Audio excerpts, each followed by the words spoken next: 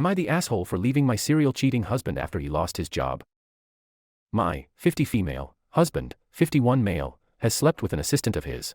He has had one-night stands at work conferences and regularly goes to strip clubs with clients and co-workers. And for the last 2 years, he's been paying the rent for a then college student and now sometimes photographer who is now 24. Over our 13-year marriage, he's gone from a generous, empathetic man who was also ambitious and smart to a sex addict who couldn't say no. His affairs and shorter-term slip-ups over the years revealed themselves to me first via hints dropped from female co-workers of his. Then, once I stopped talking to his co-workers, I found out through him telling me that I could accept him going to strip clubs or else leave and accept that he'd be enforcing the prenup. Flings got off by messaging me pictures. And finally, his current mistress posts TikToks about being with a rich man and barely bothers hiding my husband's face. My husband was a non-traditional college student. Came from a poor background with addict parents. He networked so hard and got a job in investment banking in NYC. He was the golden child, so he didn't do well with impulse control and was always emotionally spoiled. Meanwhile, I was regulated to a house in Montclair with our 4 kids, 13 male, 12 female, 10 male, 8 female.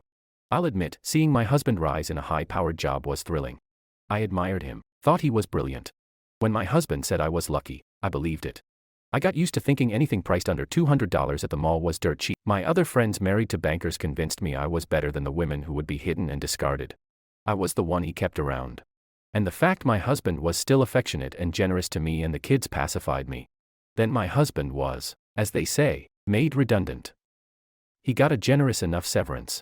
But with private school, and the expenses/debts we were on the hook for, we began bleeding money.